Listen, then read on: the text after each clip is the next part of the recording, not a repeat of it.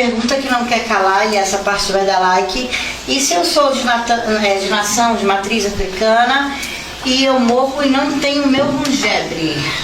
E aí, o que vai acontecer com o meu espírito, né? Segundo as lendas aí, porque a intenção é mostrar que um fio não é só um fio, não é só um enfeite. Então, se você não tem rungebre ou você não recebeu, né? Então, se você não recebeu, não tem que fazer nada. Agora, se você recebeu durante sua obrigação de 7 anos, passou pela ritualística do rungebre, porque existe uma ritualística, não é só você botar o fio no pescoço. Eu não posso falar pra vocês qual que é a ritualística, entendeu? Mas se eu pudesse eu contava, que eu gosto que as pessoas saibam de tudo. Mas você espremia o máximo, né? Mas o que acontece? Se você não recebeu, não tem problema nenhum você morrer e não ter rungebre, né? Infelizmente, eu acredito que você não vai ter a pontuação lá para poder ser somado. Tô brincando. Mas a sua ligação com o espírito, ele é feito através da hora que vão arrumar a sua cabeça. E se você tem mais de 7 anos, depois que arrumar a sua cabeça, vão fazer o seu axixê. O axixê, ele é um ritual feito anualmente pelo número de vezes do tempo de santo que você tem, tá? Essa é a primeira. Nem todo axixê é igual. Cada sacerdote, dependendo do tempo que teve de sacerdócio pago, gente, tempo pago. Igual a Yara falou, pode ter 30 anos, mas não pagou 3, você não pode usar.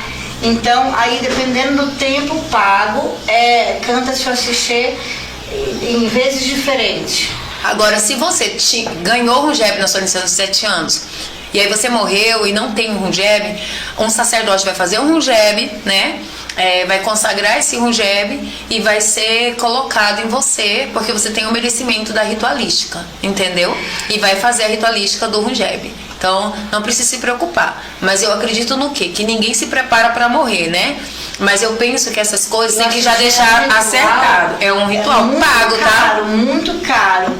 Então, não vai morrer aí de qualquer jeito não, porque aí não adianta. É um ritual caro. A Yara falou que é cantada várias vezes de acordo com os anos pagos, então tem que ter um pé de meia aí pro axixê. Então já separa aí, primeiro você tem que ter um ciclo de amizades, né? Aonde você fale que pra você é importante arrumarem sua cabeça, libertarem o orixá que tá em você, que você quer ritualística, você tem que deixar documentado, porque depois que você morre, você não tem mais direito sobre o seu próprio corpo, quem tem é a sua família, tá? Se sua família foi evangélica e ela falar, não, ele era macumbeiro enquanto ele estava vivo. Eu vi isso várias vezes. Eu passei por isso, gente. Agora que ele morreu, né? A pessoa falou pra mim, a pessoa queria que eu fizesse o axixê dela, e aí a família falou, não, ele era macumbeiro enquanto ele estava vivo, agora que ele morreu, a responsabilidade é minha, eu sou o pai dele, eu sou evangélico, e eu não permito. E a pessoa morreu com o orixá preso, né? Junto ao corpo dela.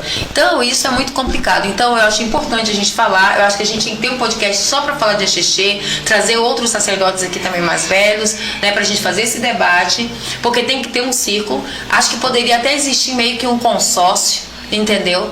Para que a gente tivesse um grupo, porque não se tem como fazer um axixê sozinho, né?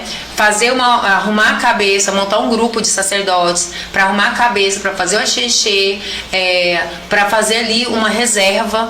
E para não deixar algo tão importante ser descartado, né? Porque às vezes como um lixo. Na verdade, isso que você está falando é muito importante, porque a gente não paga a funerária ali, e então teria que também cuidar dessa parte do espiritual. E né? Se você perceber, tem vários sacerdotes antigos aqui no estado de Goiás que morreram, faz só um axixê e depois nunca mais vai ouvir falar de nenhum axixê. Passa o 2º ano, 3º ano e depois ninguém nunca mais faz. Isso é uma irresponsabilidade do próprio povo de terreiro, né? Porque se a gente sabe que o procedimento é aquele, como que a gente faz esse apagamento em relação a alguém que contribuiu para o candomblé? Então eu percebo que as pessoas hoje, se você se ofender porque a carapuça serviu, tá bom? Mas isso não é pessoal, não estou atacando você, que se você for um sacerdote, mas é uma reflexão, tá? Se você é uma pessoa sacerdote e você não tá na religião só por ego, e você não considera todo mundo como seu concorrente, eu penso que você poderia muito bem fazer parte, né, desse grupo, pegar os sacerdotes que já morreram, os sacerdotes mais antigos, ver se esses ritos, né, do axixê estão sendo cumpridos, porque eu sei que não tá, você sabe que não tá, né?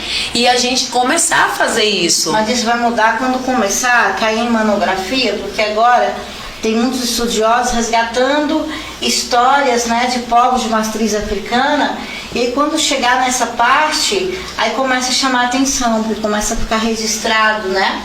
Aí começa a chamar atenção. Mas isso não tem que partir da academia, né? Isso tem que partir das nossas próprias comunidades, onde o nosso povo até hoje não tem consciência política, né? Então a gente vai continuar na mesma. Então, já que a gente vai continuar na mesma, que tal vocês manterem realmente a tradição, né? É um desafio, porque é muito bonito. Todo mundo vai na casa do outro, fala que aquele ali tá errado, aquele ali tá errado, não concordo com isso, não concordo com isso. Mas eu não vejo você fazer nada. Você não faz nada, você não sai de dentro do seu reinado para contribuir com nada, para manter realmente uma tradição dentro do candomblé como o axexê.